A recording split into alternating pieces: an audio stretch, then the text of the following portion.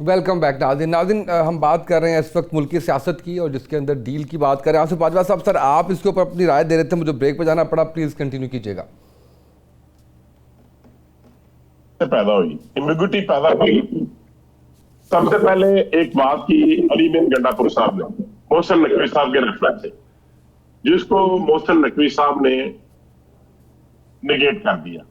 उसके बाद political adviser to prime minister Rana Sanaullah साहब की बात से एक इम्बिग्विटी पैदा हुई और उसकी बाबत भी उन्होंने उसको रिग्रेट किया। उन्होंने कहा कि जिस तरीके से आप लोग इंटरप्रेट कर रहे हैं, मैंने उस तरीके से बात नहीं की। तो मैं बिल्कुल आपको बड़ी क्लैरिटी के साथ ये अर्ज करना चाह रहा हूँ, बड़ा रिस्पेक्टफुली, कि ना कोई डील है, ना कोई डील है, ना कोई बैकडोर चैनल डिप्लोमेसी है। हाँ, लेकिन एक बात जरूर है उसामा तैयब साहब कि वानी साहब की हिम्मत जवाब दे चुकी है। अब वो किसी डील और डील के इंतजार में है। किसी क्या रेफरेंस है आपके पास बाजवा साहब, इस बात का क्या रेफरेंस है कि उनकी हिम्मत खत्म हो चुकी है और डील या ढील के इंतजार में है?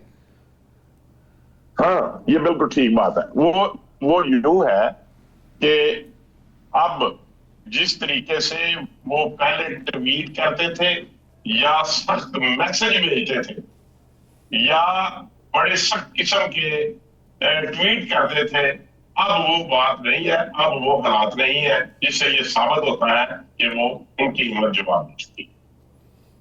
बड़ा बिल्कुल वाले मैंने कर दिया। मुस्कुरा रहे हैं बैरिस्टर साहब, हिम्मत जवाब दे चुकी है क्या?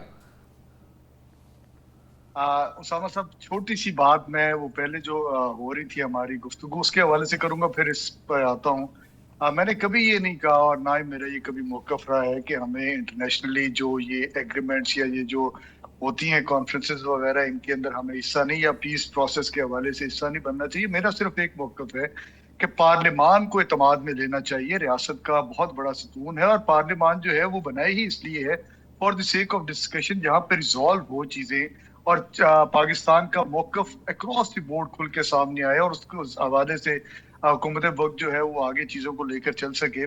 और दूसरी बात देखिए, मैं उस तारीफ का जो प्राइम मिनिस्टर की होती है उसका मैं क्या करूं, जब 28% गुर्बत बढ़ गई, जब 10 करोड़ अवाम जो है पाकिस्तान की वो इस वक्त खतरे गुर्बत से नीचे जो है वो जिंदगी गुजार रही है, जब इंडिया के साथ 55% से ट्रेड जो टैरिफ था वो कम करके 18% पे कर दिया गया। यूरोपियन यूनियन कहता है जी हमने mother of all treaties India के साथ फ्री ट्रेड एग्रीमेंट साइन कर लिया। हमें क्या मिल रहा है इन तारीफों से? हमें तो ना कहीं पे कोई ट्रेड कॉरिडोर मिल रहा है, ना हमें हमारे पास कोई फॉरेन डायरेक्ट इन्वेस्टमेंट आ रही है। लार्ज स्केल मैन्युफैक्चरिंग हमारी नेगेटिव के अंदर है। कोई आदमी हमारे मुल्क के अंदर आकर इन्वेस्टमेंट करने के लिए तैयार नहीं है।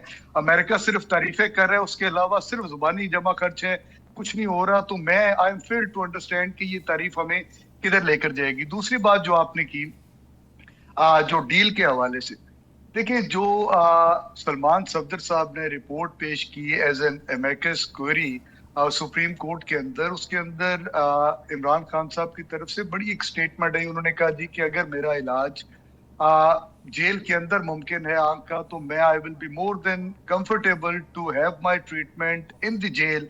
यहाँ पे डॉक्टर्स आ जाए, मेरे जाती मॉलेज को मुझे दे दिया जाए और मेरा जो है प्रॉपर ट्रीटमेंट हो जाए। तो ये तो जो बाजवा साहब की बात है कि उनकी हिम्मत जवाब देगी, उस रिपोर्ट से ही निगेट हो जाती है जो सुप्रीम कोर्ट के अंदर डॉक्यूमेंट पड़ा हुआ है। और दूसरी जो राणा सनाउल्लाह साहब ने बात की, बहुत सीनियर मिनिस्टर हैं, इस हुकूमत का बहुत बड़ा सतून है, उन्होंने खुद ये बात एक्सेप्ट की कि 2 दफा हमने डील सीरियसली इमरान खान साहब को ऑफर की। और ये तो पूरी कौम जानती है कि 24 नवंबर को रात 12 बजे अडियाला जेल के दरवाजे खुले थे, हुकूमती पार्टीज गई थी, जाकर वहां पे इमरान खान साहब के इन्होंने पंजाबी जी कहते ना तरले मिन्नता कीतियां कि जी कुछ करो और सानू बचाओ। लेकिन उस आदमी ने, और जो ये जिस किस्म की डील देना चाह रहे थे वो डील थी इस हुकूमत के हवाले से। कह क्या रहे थे जी आप खामोश हो जाए। तो इमरान खान ने कहा जी मैं तो आइन और कानून की बालादस्ती की बात करता हूँ, मैं सिविल सुप्रीमेसी की बात करता हूँ, इस बात में मैं क्यों खामोश हो जाऊं। फिर कहा जी आप मुल्क से बाहर चले जाएं, तो उसके ऊपर भी उन्होंने शुरू दिन से एक स्टैंड लिया कि जी ये मुल्क मेरा है, मेरा घर यहाँ पे है, मेरी तो कोई बाहर जायदादें भी नहीं है। तो अपना घर छोड़ के मैं किधर चला जाऊं, मैं इसी मुल्क के अंदर रहूंगा। देखिए वो शुरू से लेकर आज तक उनकी डिमांड क्या है, वो ये नहीं कह रहे कि मुझे जेल से निकालें, वो ये नहीं कह रहे कि मुझे जो है इधर कंफर्टेबल कर दें, वो ये कह रहे हैं कि मेरे जो मुकदमात हैं जो पॉलिटिकली मोटिवेटेड हैं, मेरी अदालतों से गुजारिश है कि उनको सुन लिया जाए। मेरा जो जो मामलात है, मेरे ऊपर 350 केसेस है, मेरी अपील्स पेंडिंग है। ये वाहिद दौर है जिसके अंदर उसामा साहब हो ये रहा है कि पिछले 1 साल से अर्जेंट जो एप्लीकेशंस है अर्ली हियरिंग्स की, जिसके अंदर 70 साल से ऊपर कोई अगर मुल्जिम है, उसकी अगर अपील प्रायोरिटी बेसिस के ऊपर, ये ज़ाब्ता फौजदारी कहता है कि उसको सुनना चाहिए, खवातीन और बुजुर्गों को जो है प्रायोरिटी मिलती है। लेकिन यहाँ पे आज हमारी कोई 21 एप्लीकेशन इस्लामाबाद हाई कोर्ट के सामने पेंडिंग है, को 15 एप्लीकेशन हमारी सुप्रीम कोर्ट के सामने पेंडिंग है, और उसके अंदर हमारी सदा ये है कि खुदारा हमारे केसेस को सुन लिया जाए। और हम बार बार ये कह रहे हैं कि ये केसेस 5 मिनट की मार है, तो क्यों नहीं सुने जा रहे केसेस। आज हम जो बात करें जिसके ऊपर हमारा इस हुकूमत के साथ इख्तलाफ है, हम अदालतों को बरीउज़्ज़मा कर दे, अदालतों को एग्जीक्यूटिव के किरदार से खत्म कर दे। आपने जो 27वीं आईनी तरमीम करके जो अदालतों को एग्जीक्यूटिव के ताबे किया, और अब आप अपनी मनमानी कर रहे, इसको बंद कर दे, अदालतों को अपने इंसाफ के साथ फैसले करने दे। इमरान खान साहब ऑटोमेटिकली बाहर आ जाएंगे, क्योंकि ये इन केसेस के अंदर तो कुछ सब्सटेंस नहीं है, कोई एविडेंस नहीं है, कुछ नहीं है, पॉलिटिकली मोटिवेटेड केसेस है। और अगर ये ना होते तो फिर ये डील्स की बात ना आती। अगर ये इन केसेस के अंदर कुछ होता तो फिर इमरान खान सजाओं की तरफ जाते, ना कि हुकूमत उनको बार बार डील ऑफर करती। क्यों नहीं इन केसेस को मंतकी अंजाम तक पहुंचाया जा रहा है? वजह सिर्फ यही है कि ये केसेस फारिग हो जाएंगे, इमरान खान के ये केसेस लगने नहीं देंगे, और बार बार डील ऑफर करेंगे ताकि इस हुकूमत को किसी न किसी तरीके से कुछ थोड़ी बहुत डील मिल सके। बिल्कुल सही है। आसिफ बाजवा साहब से रिस्पॉन्ड करना चाहें ज़रूर कीजिएगा। उन्होंने सारा के सारा आप पे डाल दिया, आपने उन पे डाल दिया कि वो डील चाह रहे हैं और आप कह रहे हैं कि वो डील चाह रहे हैं। एनीवेज, अब ये बताइएगा, बड़ा बहुत ही अहम, आप रिस्पॉन्ड कर दें, इसके बाद बड़ा अहम टॉपिक है जिसके ऊपर जी जी जी बताइए। ये मेरे दोस्त मिनिस्टर साहब ने ये फरमाया कि फलां डेट को पाकिस्तान मुस्लिम लीग नून की हुकूमती अहदेदार वहां पे गए और पंजाबी में उनका के तरले मिन्नत किए कि हमें बचाओ। क्या इशू था, क्या आफत आन पड़ी थी उस वक्त कि पाकिस्तान के ऊपर के जिसके लिए ये गए कि आप हमें बचाएं, क्योंकि वो बहुत बड़ी ताकत है, उनके पास इख्तियार था कि वो बचा सकते थे। और कौन कौन गए थे, ये अपने आप को इतने समझते हैं, तो इनको तो ये तक पता नहीं था कि फलां तारीख को पानी पीटीआई को इलाज के लिए रात को वे उसमें लेकर के गए हैं। ये समझते थे कि हम बड़े तीसरा हैं, हमें हर बात का पता होता है, तो इनको तो वो भी पता नहीं था कि उनको कौन लेकर गया, कैसे लेकर गए, कब लेकर गए। फिर इनको हर चीज गवर्नमेंट ने इनकी फैमिली को मुहैया की, पूरी की पूरी रिपोर्ट्स। और ये अब ये पार्लियामेंट उसकी बात करते हैं, अदलिया की बात करते हैं कि अदलिया से ये करें। देखें, मैं एक बात से भी याद करना चाहूंगा कि जब जावेद हाशमी, जिसको पहले बागी कहा फिर दागी कहा, उन्होंने कहा था कि उनको इमरान नियादी साहब ने खुद बतलाया था कि मियां नवाज शरीफ साहब को अदालत के जरिए डिस्क्वालीफाई किया जाएगा और उनको गवर्नमेंट से निकाला जाएगा। और वो ये बात उन्होंने पहले की, बाद में ये बात सच साबित हुई। तो बात ये कहते हैं कि इमरान नियादी से कहा कि हमें बचा लो, भाई किस बात से बचा लो, कौन कौन गया था, जरा फरमा दें। क्या इशू था, क्या आफत थी गवर्नमेंट की? जी बाजवा साहब, मैं अर्ज करता हूँ, इसके अंदर आप जज्बाती हो गए। गुजारिश ये बाजवा साहब आजकल काफी सारा 24 जज्बाती हो रहे हैं, बड़े कूल मैं एंड काम है वैसे। जी मैं कोशिश करूंगा कि बाजवा साहब को ठंडा करूं इस मामले में जी। अब गुजारिश ये है उसामा साहब की, 24 नवंबर को आपने देखा, पूरे पाकिस्तान ने देखा कि अवाम सड़कों पे थी, अवाम जोक दर जोक इस्लामाबाद की तरफ बढ़ रही थी, हमारा कैपिटल था, और अवाम का सिर्फ एक ही मुतालबा था कि इमरान खान के हवाले से जो पॉलिटिकल विक्टिमाइजेशन हो रही है उसको बंद किया जाए। आपने देखा कि 3 दिन या 4 दिन मुसलसल पूरा पाकिस्तान बंद रहा, खैबर से लेकर जो है वो जो है पूरा पाकिस्तान बंद था। और जब एंड में हुआ क्या, आपको याद होगा कि जब इमरान खान डील के लिए नहीं माने तो 26 नवंबर को अवाम के ऊपर सीधी फायर किए गए। ये भी पाकिस्तान की तारीख में पहली दफा हुआ, वहां पे लाशें गिराई गई और उसके बाद पब्लिक अकाउंट्स कमेटी के अंदर हम लोग मौजूद थे उन दिनों के अंदर।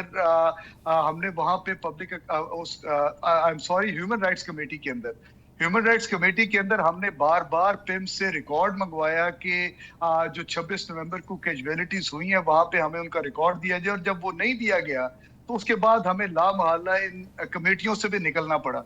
तो ये अवाम का बाजवा साहब समंदर था जिसका आपको आज भी डर है, आज भी अवाम का खौफ है। क्योंकि खौफ किस चीज का है मैं अर्ज करूं, वो जमात पाकिस्तान तहरीक इंसाफ जिसने 8 फरवरी 2024 को 2 करोड़ 70 लाख वोट लिए हैं, आपके जो नवाज शरीफ साहब हैं उनको डॉक्टर यास्मीन राशिद ने हराया। और अगर आप समझते हैं कि नवाज शरीफ साहब जीते थे तो मुझे बताएं कि सुबह के 3 बजे आपने रिटर्निंग ऑफिसर को क्यों चेंज किया? पूरे पाकिस्तान के अंदर अगर कोई ऐसी मिसाल मिलती है तो मैं बिल्कुल I will rest my case, मैं कहूंगा बाजवा साहब बिल्कुल ठीक कह रहे हैं और ये हुकूमत बिल्कुल एक मॉरली जस्टिफाइड लीगल गवर्नमेंट है। लेकिन आपके ऊपर तो फॉर्म 47 का इतना बड़ा बोझ है और उसकी वजह से आप परफॉर्मेंस नहीं दे पा रहे क्योंकि अवाम का आपके ऊपर। अच्छा, मैं शॉर्ट सा जवाब लेता हूं, मेरे पास 2 टॉपिक है जिसपे मुझे अभी बात करनी है। शॉर्टली बाजवा साहब। देखें सर, मैं अर्ज करूं, इसकी बाबत इनका जवाब अली बिन गंडापुर साहब ने दे दिया कि 24 नवंबर को हम वहां 26 नवंबर को गए थे तो 15-20 लोग थे। ये बात उनकी तरफ से आई, नंबर 1। नंबर 2, ये पहले इन्होंने कहा, ये जिस तरह आज इन्होंने फरमाया मिनिस्टर साहब ने कि वहां पे सीधी फायरिंग की गई। पहले इन्होंने कहा 2000 बंदे मरे हैं, फिर इन्होंने कहा 200 बंदे मरे हैं, फिर कहा 20 बंदे मरे हैं, फिर कहा 11 बंदे मरे हैं। और सिर्फ एक आदमी के घर मोहतरमा बुशरा बीबी गई उनकी फाइनेंशियल सपोर्ट के लिए। बाकी लोगों की कोई किसी ने कहीं दरखास्त दी हो, कहीं गुमनामी की, कहीं गुमशुदगी की, कोई किसी ने कोई जुर्माना किया हो, कोई डेड बॉडी मिली हो, ये सब झूठ का पुलंदा है सर। कोई ऐसी बात ही नहीं है। आज तक ये साबित नहीं कर सके कि कौन कौन वहां पे मारा गया और किसने मारा। चले, एक जान भी अगर बाजवा साहब अगर एक जान भी गई तो एक जान की कीमत नहीं है क्या? मैं मानता हूं, लेकिन ये कहते हैं कि 2000 आदमी मरे थे, फिर कहते हैं 200 मरे थे। मैं मानता हूं कि एक आदमी मरा होगा कि जिस तरीके से ये हमलावर हुए थे, ये जिस तरीके से ये हमलावर हुए थे पर, तो क्या ये समझते हैं कि ऐसे मुल्क चल सकते हैं? क्या इमरान न्याजी साहब की इसके ऊपर स्टेटमेंट अपनी नहीं है? और आज ये कहते हैं कि हम गए थे। मुझे अभी तक ये बात क्वेश्चन मेरा और था, मिनिस्टर साहब घुमा फिर आके कहीं और ले गए और मेरी बात का कोई जवाब नहीं दिया। अच्छा चलो मिनिस्टर साहब, मैं अगले उस पर मौजूद पे आना है। मुझे ये जानना है कि मिनिस्टर साहब अभी भी कोई तहफ़्फ़ुज़ात हैं इमरान खान साहब की सेहत के हवाले से? क्योंकि अब तो काफ़ी मामला क्लियर है कि उनके जो है वो आंख का मामला बिल्कुल ठीक है, आंख चेक भी की और उसके बाद जो है वो उस पर हुकूमती वज़ीर ने तारीफ़ भी की कि उस उम्र में इतनी अच्छी नज़र उनकी है। तो आप लोग तो कहाँ तक बात ले गए थे? 85% तक खुदा न खास्ता जो है वो उनकी आंख ज़ाया हो गई है। तो क्यों इतना जो है वो मामला को बढ़ा चढ़ा के पेश करते हैं जबकि निकलता उसमें से कुछ भी नहीं है बाद में?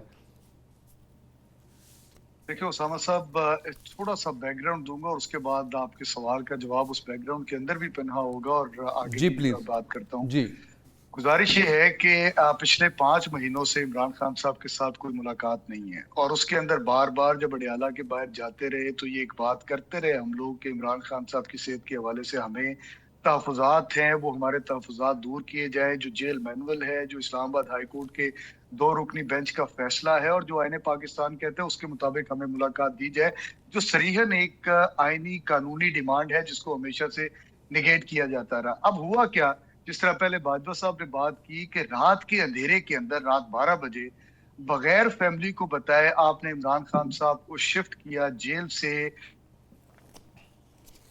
कोई गुनाह नहीं था जो आप करने जा रहे थे, आपको फैमिली को इन्फॉर्म करना चाहिए था और ये हक था इमरान खान साहब का, उनकी फैमिली का। और आपने वहां पे उनका ट्रीटमेंट करवाया। ट्रीटमेंट करवाने के बाद जब आप वापस ले आए तो उसके 4 दिन बाद एक जर्नलिस्ट ने ये खबर ब्रेक की। हुकूमत की तरफ से कोई इस तरह का मौकफ सामने नहीं है, हम बिल्कुल इसके ऊपर जो है वो ब्लैंक थे कि इमरान खान साहब के साथ क्या हुआ। लेकिन जब एक जर्नलिस्ट ने ये चीज ब्रेक की तो उसके बाद तारड़ साहब इंफॉर्मेशन मिनिस्टर ने आकर कहा कि उनकी आंख के अंदर इशू था, उनकी आंख की बहनाई काफी हद तक डिस्टर्ब हुई थी जिसको हमने प्रॉपर ट्रीटमेंट करवा दिया।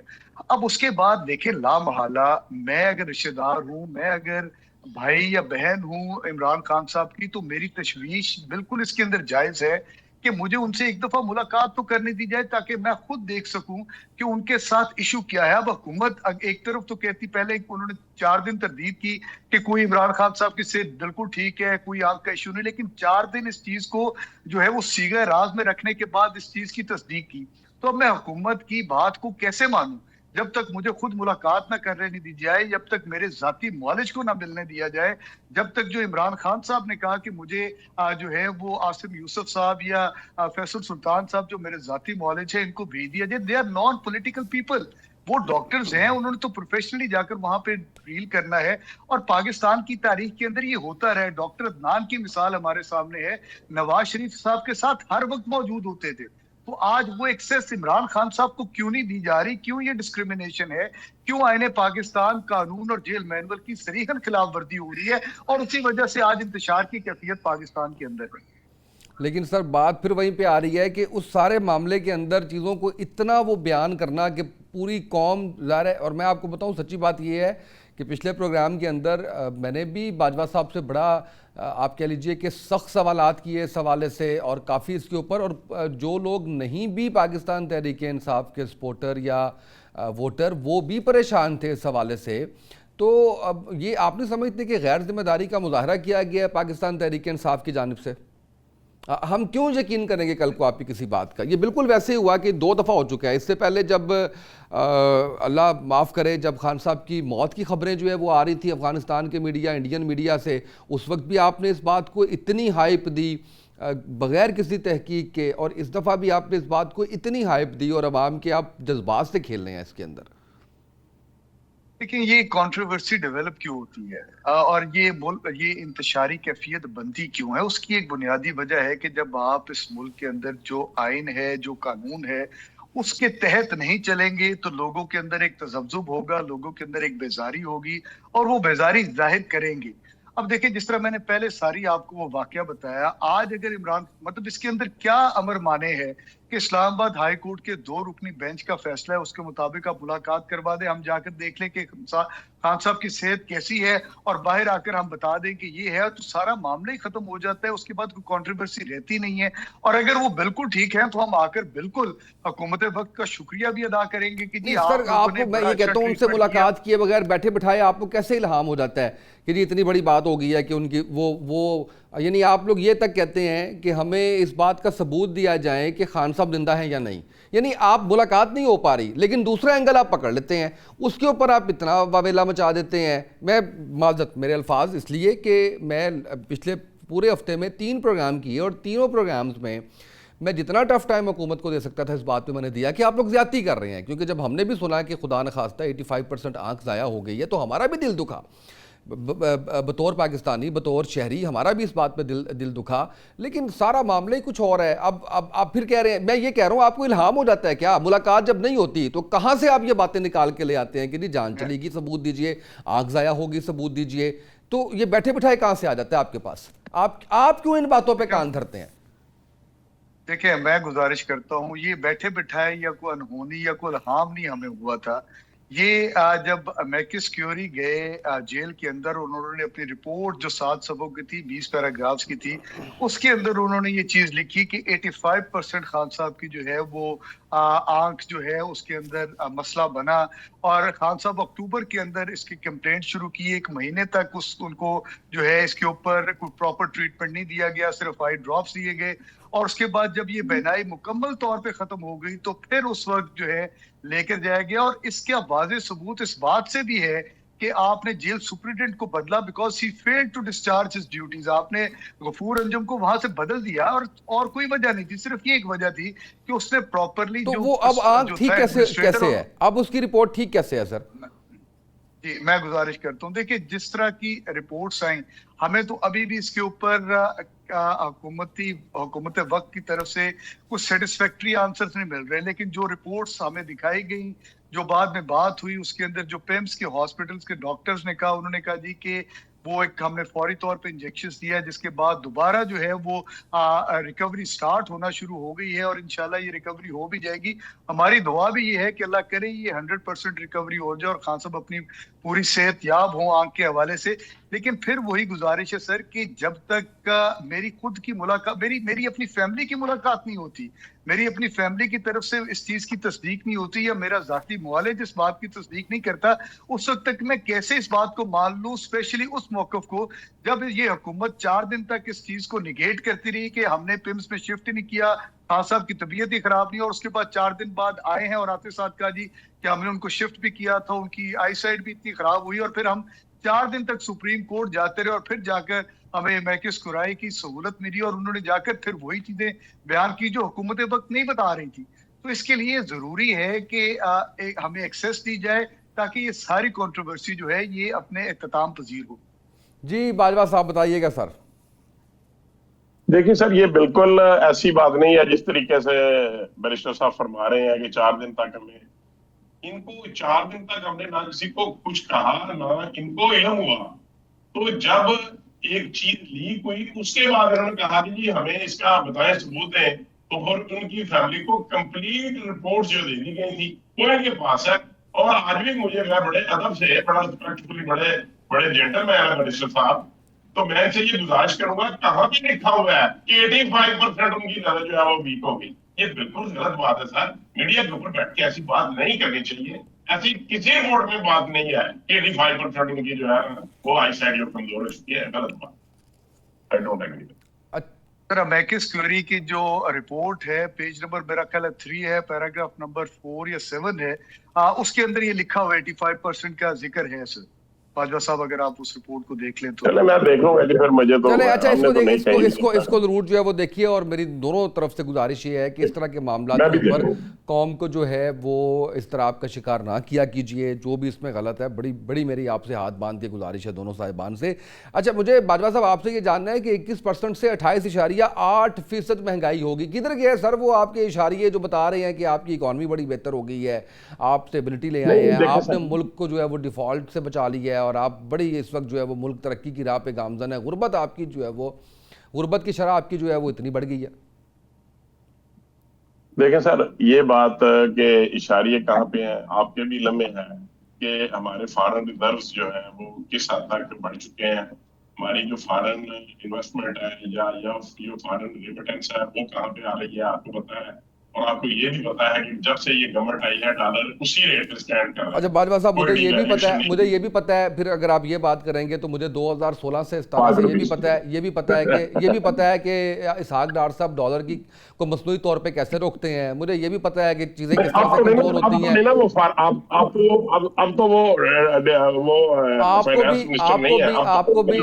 आपको भी इस दश्त की उसमें स्याही में जो है वो बड़ा अरसा हो गया है, तो मुझे भी कम से कम 15-16 साल हो गए हैं, 10 साल तो आपके साथ प्रोग्राम करते हुए हो गए हैं। तो सर इशारिये छोड़िए, सर मुझे आम आदमी के लिए बताइए आप। मैं आपसे गुजारिश गुर्बत की कर रहा हूँ सर। मुझे नहीं पता कि आपने क्या किया ऊपरी सतह पे, मुझे नहीं पता कि आपने क्या किया। मुझे ये बताएं अवाम तक समराज क्यों नहीं पहुंच पा रहे, अवाम में गुर्बत की शरह क्यों बढ़ रही है? देखें बात यह है कि आपके इल्म में है कि फॉरेन जो इन्वेस्टमेंट है वो उस वक्त आती है जब आपके मुल्क में अमन व अमान हो। तो फॉरेन इन्वेस्टमेंट उस वक्त नहीं आती जब आपके मुल्क में दहशतगर्दी हो, यहाँ पे दहशतगर्दाना हमले हो, पाक फौज के ऊपर या दीगर मसाजिद के अंदर जिस तरीके से हमारे KPK में और बलूचिस्तान में हो रहा है। ये फॉरेन इन्वेस्टमेंट की इसमें भागे जाए, ये बात एडमिट हम मानते हैं इस बात को। लेकिन ये जो बात है ना कि महंगाई बढ़ रही है या इतने % दूसरे मामला को है, ये मेरा नहीं ख्याल कि कहाँ से ये रिपोर्ट्स आई है कि ये 21 से 28% बढ़ गई है। कोई ऐसी चीज नहीं है जिसका रेट जो है वो बड़ा हो या किसी चीज की पाकिस्तान में कोई शॉर्टेज हो। हर चीज की अवेलेबिलिटी है, हर चीज लाइन एंड नेक्स्ट के अंदर जा रही है। पूरी जो बेखसूस जो सूबाई हुकूमत है पंजाब में, हर चीज के ऊपर उनकी गहरी नजर है। कोई जो गवर्नमेंट के रेट्स हैं उनके बढ़ के ज्यादा चीजें जो है वो मार्केट में मिल रही हैं और उनके जो रेट्स मुकर्रर हैं उनसे महंगी कुछ चीजें बिक नहीं रही। ये बात माननी पड़ेगी चलो आपको। एक मैं शॉर्ट सा और आप कमेंट ये इस भी पे नहीं क्लोजिंग कह से पहले मैं मिनिस्टर साहब से लेता हूँ। मिनिस्टर साहब बताइएगा, क्या जिस तरह से कह रहे हैं आसिफ बाजवा साहब ऐसे ही है? सर अवाम की हालत क्यों कर सर बेहतर होगी जब एक सूबे की चीफ मिनिस्टर 11 अरब रुपए के जहाज ले लेगी और फिर आकर ऐसी मुज़हिका-हेज़ बात करेंगे कि जी हमने तो जो है पंजाब जो एयरलाइन है उसके फ्लीट के लिए लिया है, जो ना रजिस्टर्ड है ना उसका कोई पता है। और सर आज देखें किसान मर गया बेचारा। किसान पहले किन्नों का काश्तकार गया, अब आलू का काश्तकार जो है वो सरापा एहतजाज है, रो रो के अच्छा दवाइयां दे रहे हैं मिनिस्टर उसके। साहब मैंने ये पॉइंट लिखा हुआ था, मुझे मेरे जहन से निकल गया ये वाला पॉइंट, ये इसका 11 अरब के जहाज़ वाला। ज़रा मुझे एक सेकंड दीजिएगा, मैं ज़रा बाजवा साहब से पूछूं। बाजवा साहब क्या खिदमत, बाजवा साहब खुद मुस्कुरा रहे हैं, आप देख लें, ज्यादती है पंजाब की आवाम के साथ, ज्यादती है बाजवा साहब। मतलब जो अच्छे काम करती हैं मरियम साहबा, हम भी उनकी तारीफ करते हैं, लेकिन बड़ा दुख हुआ कि ये क्या किया। नहीं मुझे जामा साहब, मैं बिल्कुल सही है आपकी बात। आपका जो क्वेश्चन है वो बड़ा स्ट्रांग है। मुझे ये बताएं कि क्या एक चीफ मिनिस्टर के पास तमाम जो सूबे हैं वहाँ गवर्नमेंट का, हर सूबे के चीफ मिनिस्टर के पास एक अपना गवर्नमेंट लेवल के कोई चारा नहीं है? जरा बता रहे, सबके पास है। बाजवा साहब हमारे पंजाब के पास भी था, पीआईए ये आपने लिया गया पंजाब। पीआईए सर, यहाँ आपने नहीं था बाजवा साहब, ना, आपको नहीं पता है था आपने ना। पीआईए कितने में बेची है? आपने हाँ, पीआईए मुझे पता है जी, कितने पता। 10 अरब में आपने पीआईए बेची है और 11 अरब में आप जहाज खरीद रहे हैं। नहीं, ये 11 अरब की प्राइस तो मेरे ध्यान में नहीं है कि 11 अरब रुपए का जहाज है। पता करे ना बाजवा साहब, बाजवा साहब मान जाए नहीं जस्टिफाई हो रहा, बाजवा साहब मान जाए नहीं हो रहा जस्टिफाई। देखिए सर, मैं कोई उसमें कोई खरीदारी करने वालों में शामिल नहीं हूँ, लेकिन इसके ऊपर मुकम्मल इंफॉर्मेशन दी जा सकती है। उसामा साहब एक बात ऐड करना चाहूंगा। जी जी जी जी जी जी। जालिब ने लिखा था कि तुमने लूटा है सदियों हमारा सुकून, अब ना हम पर चलेगा तुम्हारा फसूं। चारा घर मैं तुम्हें किस तरह से कहूँ, तुम नहीं चारा घर कोई माने मगर मैं नहीं मानता। जब हुक्मरान इतनी अय्याशियां करेंगे, 11 अरब रुपए का, आपकी बात बिल्कुल सही थी, 10 अरब रुपए के अंदर 18 जहाज थे पीआईए के। हाँ, और 11 अरब में आपने एक जहाज लिया, वो भी 19 सीटों वाला, 11 अरब रुपए के अंदर। और फिर कहते हैं जी वो पंजाब एयरलाइन का फ्लीट है। पंजाब एयरलाइन तो भी रजिस्टर्ड ही नहीं हुई। मैं हैरान होता हूँ इस तरह की मकाना गुफ्तगू के ऊपर जब इस तरह की करते हैं। अच्छा, इस मामले में हमारे बाजवा साहब अच्छे हैं ना, बाजवा साहब खामोश हो जाते हैं, कहते हैं मुझे नहीं पता। बाजवा साहब सीधी बात करते थे, पता बाजवा साहब को सारा कुछ है। बाजवा साहब आपने बताना है मुझे ये जहाज वाली क्या कहानी है। बहुत शुक्रिया मिस्टर शाहिद साहब, बहुत शुक्रिया मिनिस्टर शाहिद साहब, बहुत शुक्रिया आसिफ बाजवा साहब। आज के प्रोग्राम से इतना ही, इजाजत दीजिए, अल्लाह हाफिज।